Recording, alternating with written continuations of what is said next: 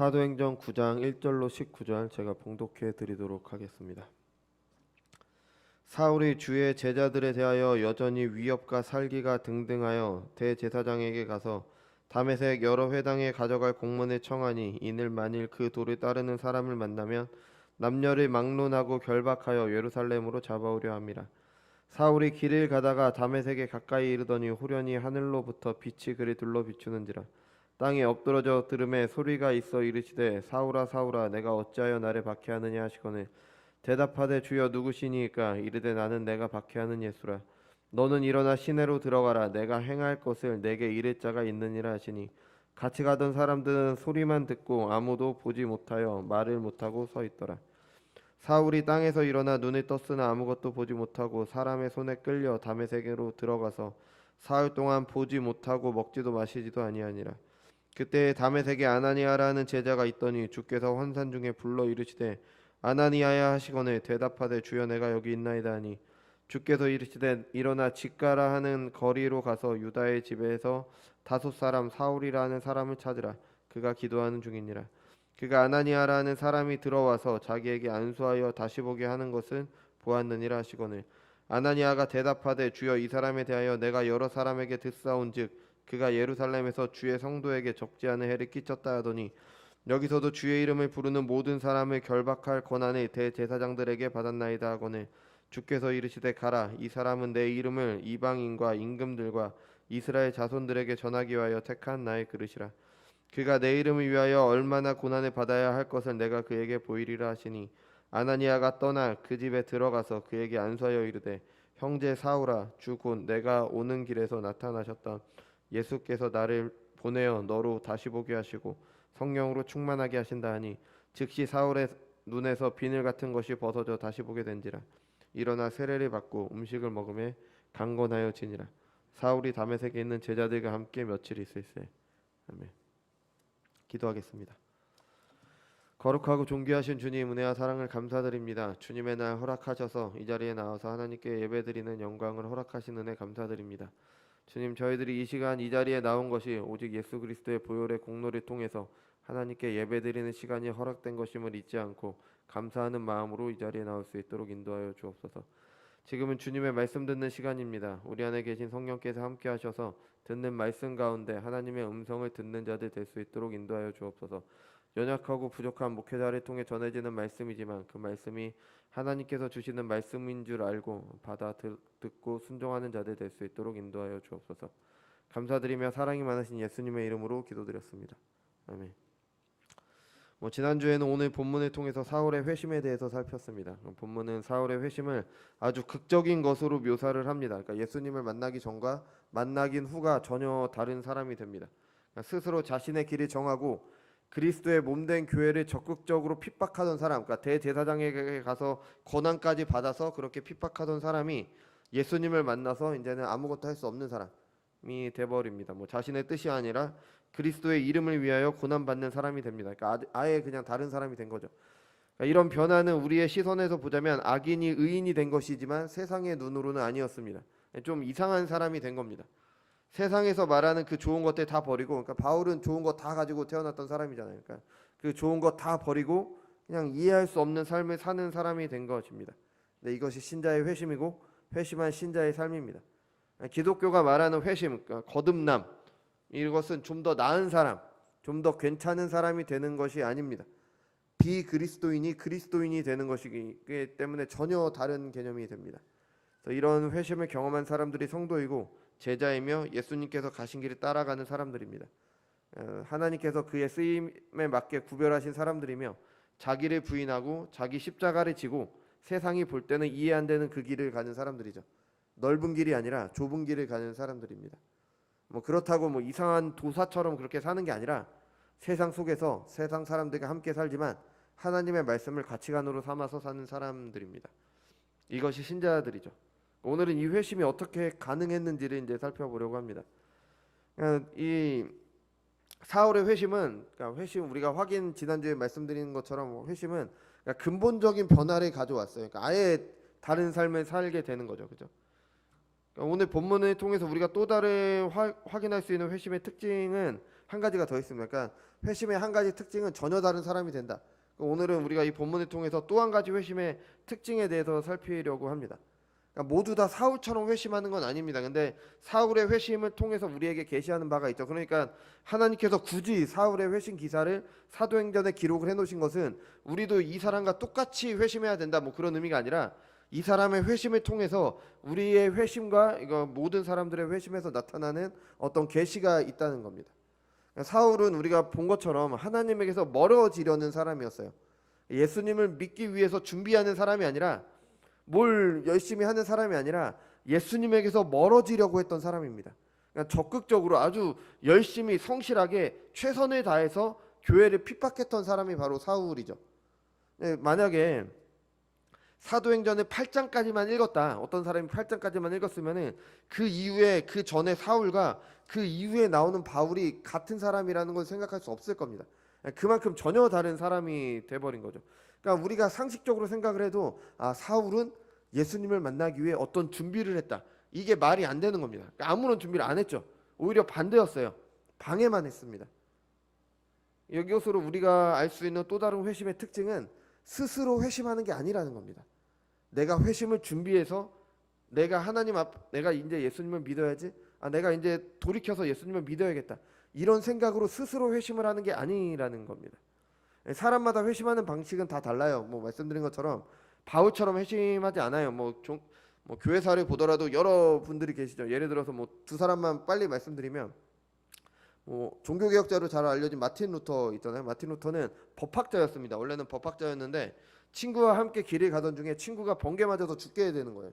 그것을 보고 너무 충격을 받은 겁니다. 죽음에 대한 두려움이 있었죠. 그래서 수도사가 됩니다. 그러니까 법학자였다가 갑자기 수도사가 되죠. 그러니까 죽음이 두려우니까. 그래서 그 두려움을 극복하고자 수도사로 이제 열심히 합니다. 그러니까 뭐 이것저것 하라는 거 다 했겠죠. 수도원에서 하라는 거 다 했을 거예요. 그런데도 죽음에 대한 두려움이 사라지지 않는 겁니다. 그러다가 이제 한 수도사와 대화를 하던 중에 우리가 믿음으로 의롭게 되었으니라는 구절을 계속 반복해서 읽게 되었다고 합니다. 그래서 그걸 통해서 회심을 경험하게 되는 거죠. 어거스틴이라고 알려진 아우구스티누스라고도 하죠. 그러니까 어거스틴이라고 하는데, 이분은 회심하기 전에 아주 세속적인 사람이었어요. 그러니까 능력은 출중했습니다. 아주 능력 있는 사람이었어요. 그래서 그 능력을 가지고 정욕과 출세를 향해서 이제 달려갔던 그런 사람입니다. 종교심도 대단해서 진리를 찾으려고 했습니다. 근데 그 타락한 그의 종교심은 하나님을 찾는 게 아니라 마니교와 그리고 신플라톤주의에서 진리를 찾고자 했습니다. 그러니까 마니교에 빠졌었어요.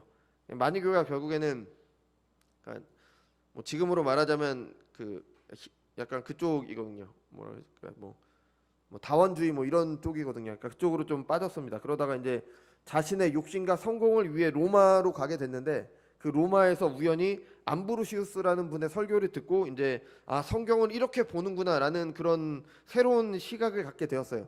근데 그런데도 여전히 그의 삶은 이제 세상과 진리 사이에서 고뇌를 하는 그런 삶이었습니다.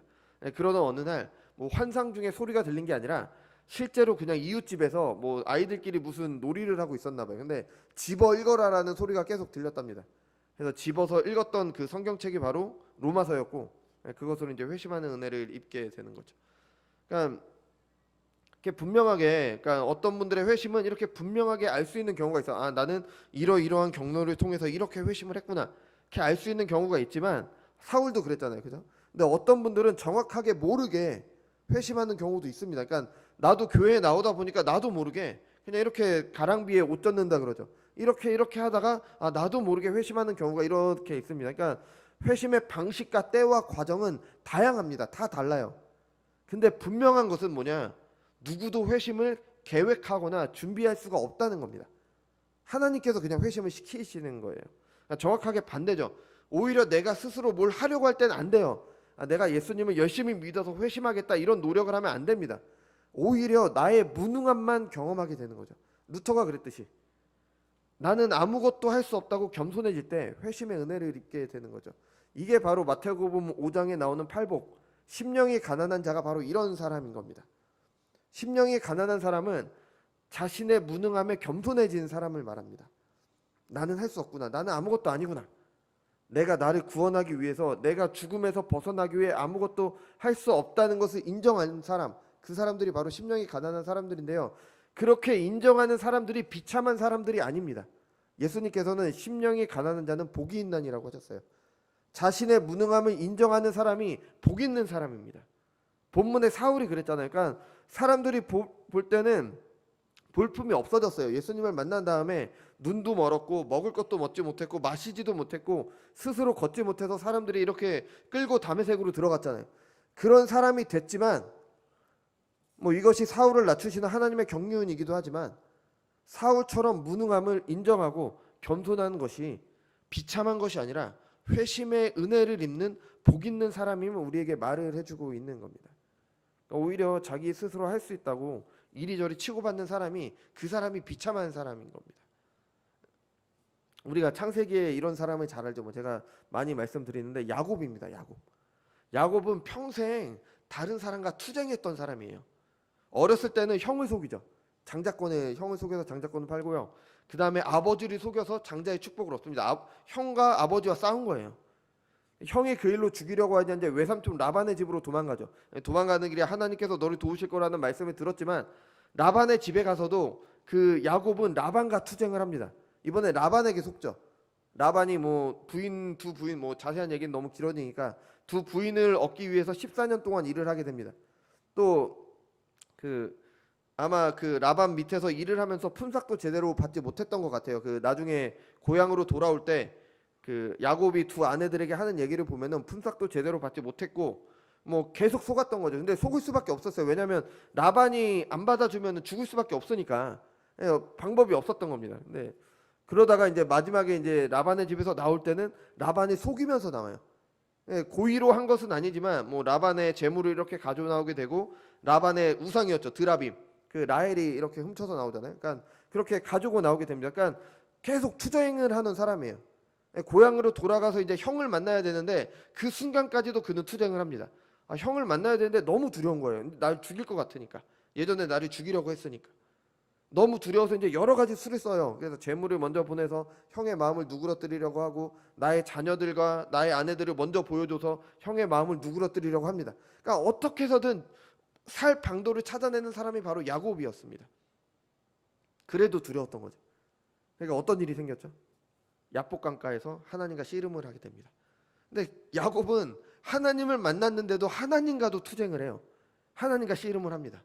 야곱이 한 말이 이거잖아요. 나에게 축복하지 않으면 내가 절대 당신을 보내지 않겠습니다. 끝까지 이겨먹겠다는 겁니다. 그때 하나님께서 야곱의 환도뼈를 치셨죠. 엉덩이 뼈, 뭐 여기 허벅지 이쪽 뼈일 거예요. 치셨어요. 그래서 저른바리가 됐습니다. 그때 야곱의 이름이 이스라엘이라는 이름으로 바뀌게 됩니다. 하나님께서 싸우신다. 평생 자기 스스로 자기가 어떻게 해서든 이겨먹으려고 했던 그 야곱이 저른바리가 되고 나서야 하나님께서 그를 위해서 싸워주시는 사람, 하나님께서 은혜를 주시는 사람, 하나님의 은혜로 사는 사람이 됐던 겁니다. 그러니까 스스로 아무것도 할 수 없을 때 비로소 하나님께서 그와 함께 하시는 은혜를 입게 되는 거죠. 그러니까 대부분의 사람들은 이런 회심의 과정을 겪는다고 할 수 있습니다. 뭐 양상은 다양하지만 내용은 비슷합니다. 누구나 자신의 삶을 위해서 노력을 하죠. 살기 위해 노력할 것이고 당연히 어려움을 위해 극복을 하기 위해 노력을 합니다. 그게 뭐 나쁜 게 아니죠. 당연히 내가 삶의 어려움에 있으면 그걸 극복하기 위해 노력을 해야죠. 그래서 극복해 나가고 이렇게 살아가는 게 당연한 삶이고 칭찬받아 마땅한 겁니다. 당연히 그렇게 살아야죠. 여러분도 아마 그렇게 살아오셨을 거예요. 저도 그렇고요. 근데 이런 노력들이 내 삶의 작은 문제들, 그러니까 우리가 느끼기에는 너무 큰 문제 같지만 우리가 가지고 있는 본질적인 문제에 비하면 작은 문제들입니다. 그 작은 문제들은 해결할 수 있겠지만 근본적인 우리의 문제는 해결하지 못합니다. 우리의 근본적인 문제는 무엇입니까? 죄입니다. 죄 때문에 우리가 우리의 삶을 제대로 살지 못하는 겁니다. 회심은 이 죄에서부터 돌이켜 하나님을 향하는 거죠. 이거는 사람이 스스로 할 수가 없는 겁니다. 물론 하나님의 보이지 않는 손길이 사람의 삶에 영향을 주셔서 뭐 회심하는 그 순간만 있는 게 아니라 그 전에 여러 가지 이렇게 단계가 있어요. 뭐 사울도 그랬고 뭐 아까 루터도 그랬고 어거스틴도 그런 것처럼 여러 가지 이렇게 과정이 있습니다. 근데 이 과정들을 사람이 계획할 수가 없는 겁니다. 내가 이러이러한 저 사람이 이랬으니까 나도 저 사람처럼 따라해서 이러이러한 방식으로 회심을 하겠다. 이게 안 되는 거예요. 그러니까 이게 말이 안 되는 겁니다. 내가 평생 세상에서 즐길 거 다 즐기다가 죽을 때 가서 하나님 믿겠다. 아니, 누가 감히 회심을 계획을 해요? 못하는 겁니다. 아니, 내가 평생 하나님 믿지 않았는데 죽는 순간 하나님을 믿을지 안 믿을지 내가 어떻게 해야 합니까? 하나님이 은혜를 주시지 않으면 나는 회심할 수 없는 겁니다. 그러니까 하나님께서 은혜를 주실 때를 바라야 되는 거지 내가 계획을 해서 회심을 하는 게 아닙니다. 그러니까 사람이 할 수 없는 거기 때문에 회심은 누군가 나에게 주는 겁니다. 그러니까 은혜일 수밖에 없는 거예요. 회심이 은혜일 수밖에 없는 이유는 회심을 가져오는 하나님의 구원이 은혜이기 때문입니다. 하나님께서는 이것을 구약에서부터 이렇게 많이 알리셨어요. 그러니까 우리는 일반적으로 구약은 율법이고 뭐 신약은 은혜다 이렇게 말하는데 아니, 구약도 은혜입니다. 구약도 이미 하나님의 은혜로 구원받는 것이 구약에 가득합니다. 하나님께서 우리를 은혜로 구원하시는데 그것이 왜 은혜인지를 알리는 일이 오랫동안 이스라엘 역사 가운데 계시로 주어졌어요. 그렇지 않으면 아무도 모르기 때문에. 그러니까 예를 들어서 만약에 아무것도 계시를 주지 않았는데 어느 날 갑자기 예수님께서 십자가에 달려 죽으셨다고 생각을 해보세요. 그 누구도 예수님의 죽음의 의미를 알지 못합니다.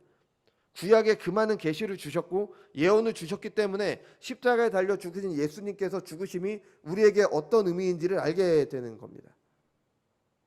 하나님께서는 이스라엘을 택하시고 그들의 역사 가운데 여러 가지 일들을 행하시고 계시를 주셨습니다. 그리고 그것을 통해 하나님께서 하신 일이 어떤 일인지를 알려주셨고 지금 우리에게는 성경이라는 계시로 주어졌죠. 그래서 우리는 성경을 통해서 십자가에 달려 죽으신 예수님의 죽음이 어떤 의미인지 어떤 은혜인지 우리가 그것을 믿음으로 어떤 유익을 누리는지 다 알게 되는 거죠. 그러니까 이것을 알리신 것 자체가 은혜인 겁니다. 안 알리셨으면 우리는 모르기 때문에. 그리고 하나님께서 주신 계시로 구원의 의미를 알게 되면은 구원이 왜 은혜일 수밖에 없는지도 알게 되는 겁니다. 구원은 은혜일 수밖에 없어요. 이건 너무 당연한 겁니다. 그래서 감히 사람이 뭘 할 수 없구나.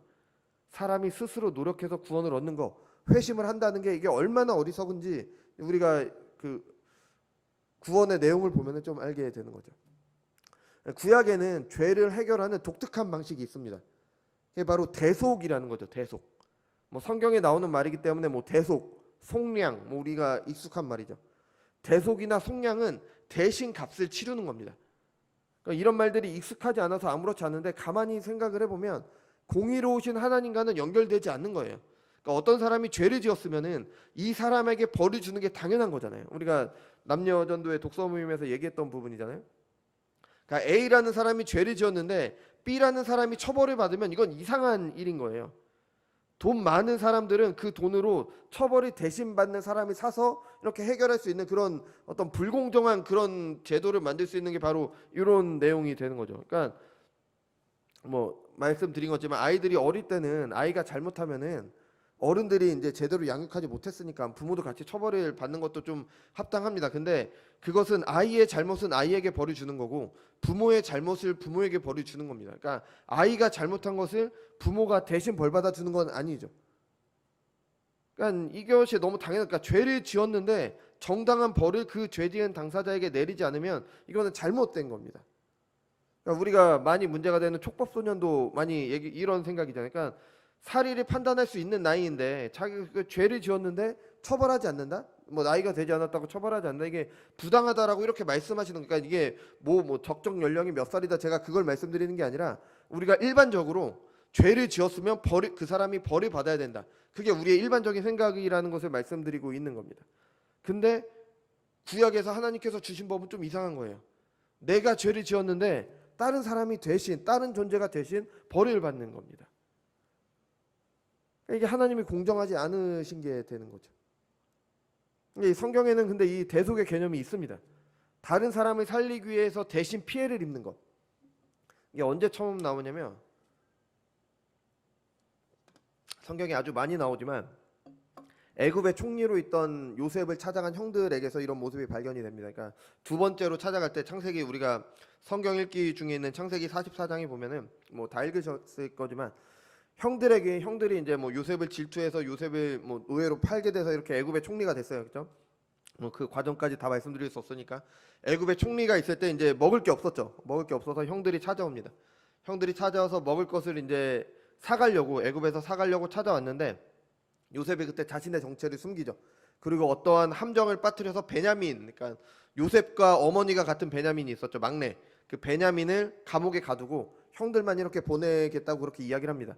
그때 유다가 나서서 그 넷째 형이었던 유다가 나서서 내가 감옥에 가겠으니까 베냐민을 돌려보내달라고 이렇게 얘기를 합니다. 그러니까 이게 대신하겠다는 겁니다. 내가 대신 감옥에 갈 테니까 베냐민은 돌려보내달라. 그러니까 대속의 개념이 나오는 거죠. 그러니까 유다의 자손을 통해서 예수님이 오시잖아요. 그러니까 어렴풋이 대속의 개념이 희미하게 그때부터 우리에게 주어지게 되는 거죠. 하나님께서 율법을 주셨을 때도 이 율법을 안에도 이 대속의 개념은 나옵니다. 그러니까 율법을 주시면서 율법을 어겼을 때 어떻게 해야 되는지도 알려주셨죠. 그러니까 이렇게 하면 안 된다. 이렇게 하는 것은 죄다. 그러면서 그러면 하나님께 벌을 받게 된다. 이렇게 말을 하면서도 이런 법을 주시면서도 그 법을 어겼을 때 어떻게 해야 되는지를 알려주셨습니다. 그게 바로 제사법이죠. 그죠? 제사법은 사람의 죄를 짐승이 대신 받게 하는 거예요. 죄는 사람이 지었는데 죄는 짐승이 받는 겁니다. 짐승을 잡잖아요. 그냥 불공정해 보이는 거죠. 아니 왜 사람의 죄를 짐승이, 그러니까 이런 생각을 할 만하는 거죠. 이와 비슷한 게 또 있습니다. 그러니까 아주 굉장히 많아요. 이 대속의 개념이. 우리가 룻기를 보면서 말씀드렸던 고엘이라는 제도죠. 그러니까 이거 기업 무르자로 번역이 되고 신약에서는 속량, 구속이라는 단어로 번역이 됩니다. 기업 무르자, 이게 고엘의 역할은 뭐 여러 가지 역할은 있는데 이 제도도 상당히 불합리해요. 이상해요. 그러니까 부기업 무르자가 하는 역할은 대신하는 거예요. 대신 값을 치르는 거. 그러니까 이스라엘이 가나안 땅을 정복할 때 하나님께서는 여호수아를 통해서 각 지파별로 땅을 분배하셨어요. 그러니까 가나안에 들어간 이스라엘 백성들은 가족별로 모든 가정이 그 가정 특유의 그 가문 대대로 이어갈 땅이 있었습니다. 그 땅은 근데 사고 팔 수는 없었어요. 왜냐하면은 그 땅은 원래 하나님의 것이기 때문에 땅을 사고 팔 수는 없었습니다. 그래서 하나님께서 그들에게 주신 것도 땅을 아예 주신 게 아니라 모든 땅은 하나님의 것이지만 그들이 사용할 수 있는 권한을 주신 겁니다. 그래서 모든 가문이 대대로 그 땅을 가지고 이제 살 수 있게 되는 거죠. 근데 살다 보면은 가난해지잖아요. 가난해지기 때문에 그러니까 그 땅을 팔지 못하지만 땅의 사용권을 팔 수도 있는 겁니다. 물론 희년이 되면 본래로 돌아가지만 그 희년 때까지 이제 땅의 사용권을 이제 사고 팔 수는 있었습니다. 근데 고엘이 어떤 역할을 하냐면 어떤 사람이 가난해서 자신의 땅의 사용권을 다른 사람에게 넘긴 거예요. 그럼 이 사람은 땅을 소유할 수 없는 거죠. 그럼 가장 가까운 친족이 그 땅의 값을 대신 치러주는 겁니다. 그냥 자기 땅이 되는 게 아니라 그 땅을 사서 이 사람에게 그냥 주는 거예요. 값을 대신 치르는 거. 아무것도 받지 않는 거죠. 아니 우리나라는 지금 부모가 자녀에게 상속하는 것도 공정하지 못하다고 세금을 점점 많이 걷잖아요. 그게 뭐 긍정적인 영향도 있어요. 이바지하는 부분도 있기 때문에 그게 맞다 틀리다를 말씀드리는 게 아니라 대신 해주는 게 일반적으로 우리는 불공정하다고 생각을 하잖아요. 뭐 한창 문제가 부모가 자녀의 것을 대신해줘서 이제 문제가 되는 그런 일들도 많이 있었잖아요. 그러니까 대신해주는 것에 대해서 우리는 일반적으로 불공정하다고 생각을 하고 있습니다. 그러니까 근데 고엘 제도는 대신해주는 거예요. 바로 대신해주는 거죠. 또 다른 경우도 있는데 원칙적으로 이스라엘 사람들은 같은 히브리 민족을 종으로 삼을 수 없습니다. 근데 사는 게 그렇지 않잖아요. 그러니까 그래서 너무 살기 힘들어서 종이 되는 경우가 있었어요. 그것도 물론 희년이 될 때는 자유롭게 되지만 희년이 되기 전에 자유롭게 될 수 있는 방법이 있었습니다. 그게 뭐냐? 똑같아요. 가까운 친족이 그 몸값을 대신 내주는 겁니다. 아무것도 받지 않고 그냥 대신 내주는 거예요. 만일 내 형제가 가난하여 그의 기업 중에서 얼마를 팔았으면 그에게 가까운 기업 물을 자가 와서 그의 형제가 판 것을 물을 것이요. 물은다는 것은 뭐 우리 장기 물은다 뭐 이렇게 하잖아요. 그러니까 본래대로 되돌려 놓는다 이런 의미가 되겠죠. 내 형제는 가난하게 되므로 그가 너와 함께 있는 거류민이나 동거인 또한 거류민의 가족의 후손에게 팔리면 그가 팔린 후에 그에게는 속량받을 권한이 있나니 그의 형제 중 하나가 그를 속량하거나 또는 그의 삼촌이나 그의 삼촌의 아들이 그를 속량하거나 그의 가족 중 그의 살부치 중에서 그를 속량할 것이요 그가 부유하게 되면 스스로 속량하되. 그러니까 대신 해준다는 겁니다. 대신.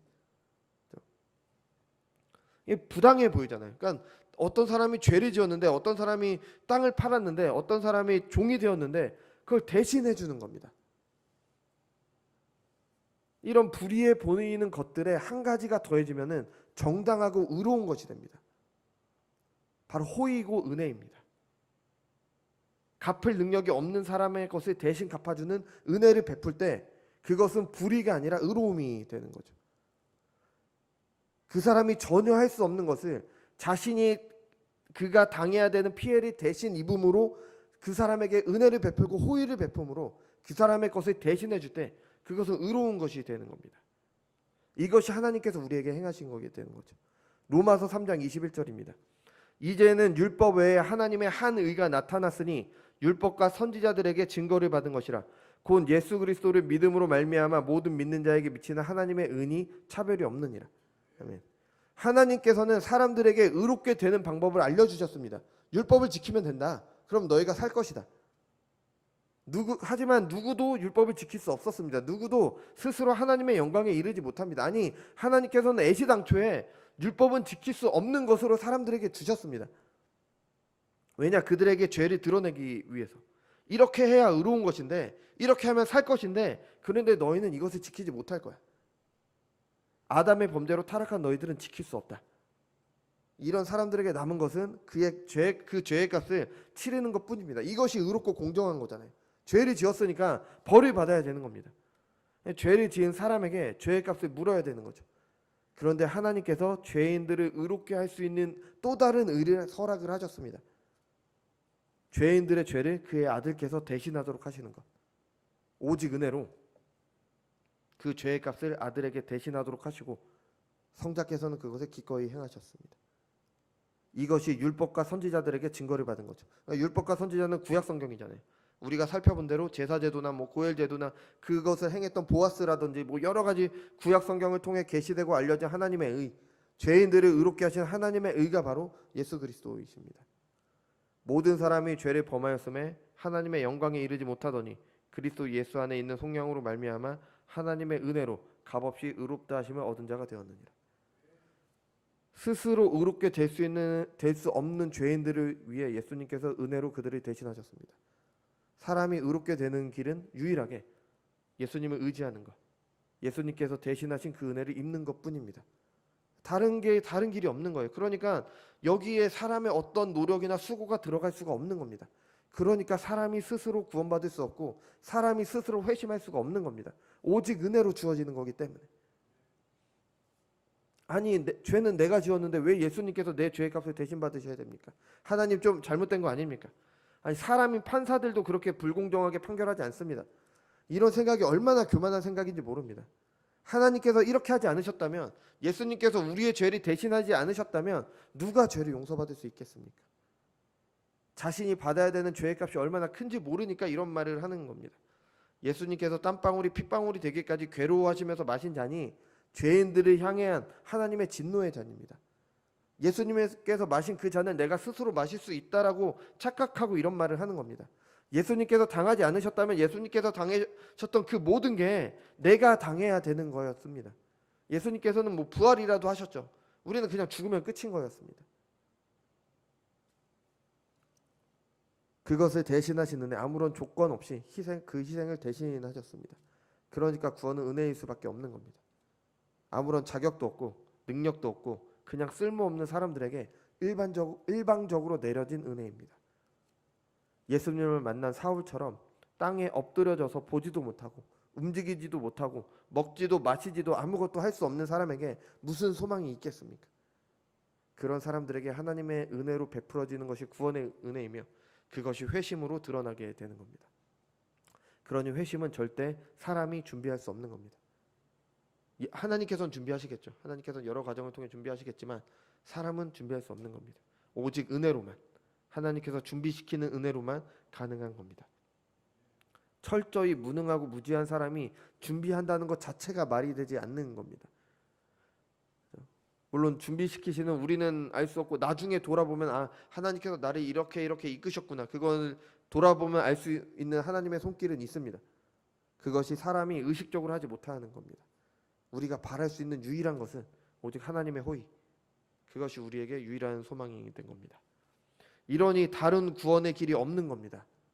죄를 해결하시기 위해, 우리의 죄를 대신하시기 위해 사람으로 오셔서 죽임 당하신 예수님 외에는 다른 구원의 길이 없는 겁니다. 다른 이로서는 구원을 받을 수 없나니 천하 사람 중에 구원을 받을 만한 다른 이름을 우리에게 주신 일이 없음이라 하였더라.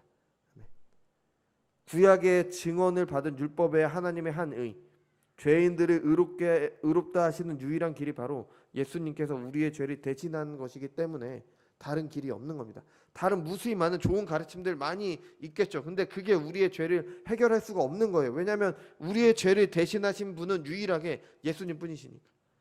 예수님 외에 다른 길이 없는 겁니다. 예수님 외에 다른 길이 있다라고 생각하는 것은 잘못된 생각이에요. 우리의 근본적인 문제를 모르는 겁니다.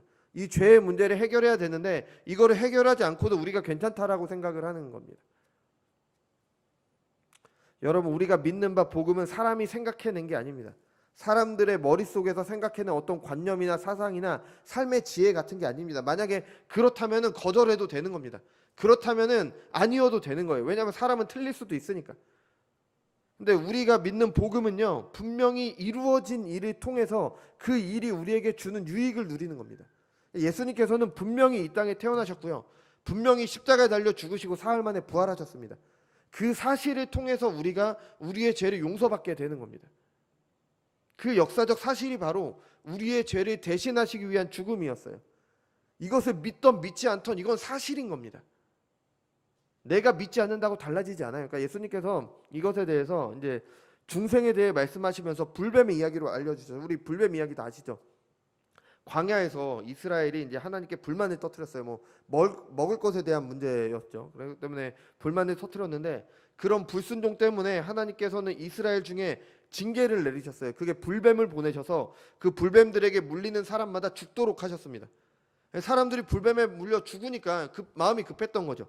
이제 모세를 통해서 하나님께 간구합니다. 이제 우리가 살 수 있는 길, 우리가 잘못했습니다. 살 수 있는 길을 좀 주세요. 그랬더니 이제 하나님께서 모세에게 노스로 불뱀을 만들어서, 노뱀이죠. 그러니까 노뱀을 만들어서 장대에 달아서 높이 들어라. 그러면 그걸 보는 사람은 살 것이다. 이렇게 말씀을 주셨습니다. 노스로 불뱀을 만들었습니다. 장대를 들었습니다. 그래서 하나님을 믿고, 그러니까 노뱀 자체에 어떤 능력이 있는 게 아니에요. 하나님을 믿고 하나님의 말씀을 믿고 노뱀을 바라본 거죠. 그것을 바라본 사람은 살았습니다. 노뱀이 들려진 것은 분명한 사실입니다. 노뱀을 내가 바라보건 바라보지 않던 간에 노뱀이 들려져 있는 건 사실이에요. 근데 그 사실을 내가 하나님을 믿음으로 바라보면은, 그 노뱀을 바라보면은 사는 거고요. 바라보지 않는, 하나님을 믿지 않음으로 바라보지 않으면은 나는 그냥 죽는 겁니다. 내가 바라보건 바라보지 않건 어쨌든 노뱀은 서 있습니다. 이게 사실인 거예요. 내가 노뱀을 보지 않는다고 그 노뱀이 사라지는 게 아닌 거죠. 하나님의 말씀이 사라지지 않습니다. 마찬가지로 내가 믿지 않는다고 역사적 사실이 사라지지 않습니다. 예수님께서 죄인들의 죄를 대신하신 것이 사라지지 않습니다. 죄인들의 죄가 용서받고 구원받을 수 있는 유일한 길, 그 십자가의 죽음이 사라지지가 않는 겁니다. 우리가 구원받을 수 있는 유일한 길은 그 사실을 믿는 겁니다. 그 죄를 대신하신 예수님을 믿는 거죠. 오직 은혜로 행하신 그 일, 그 호의를 받아들이는 게 우리가 살 수 있는 유일한 길이 되는 겁니다. 그러니까 주님 외에 다른 길은, 다른 구원의 길은 없는 겁니다. 그러니까 우리가 만약에 어떤 사람들이 예수님을 믿지 않는다라고 하면은 가장 먼저 해야 될 일은 십자가에 달려 죽으신 그 죽음이 진짜 있었던 일인가 아닌가를 먼저 따져봐야 되는 거예요. 따져보지도 않고 이거 그냥 지어낸 이야기니까 나는 안 믿을래, 이렇게 하면 안 되는 겁니다. 노뱀이 진짜 실제로 있는지 없는지 확인부터 하고, 나는 확인한 후에도 믿지 않겠다, 뭐 그게 진짜 믿지 않는 거죠. 근데 예수님이 십자가에 달려 죽으셨는데 그것을 확인도 하지 않고 그냥 하면은 뭐 누가 진짜 무지한 건지, 누가 진짜 합리적인 사고를 하지 않는 건지 뭐 생각해 볼 일이 되는 겁니다.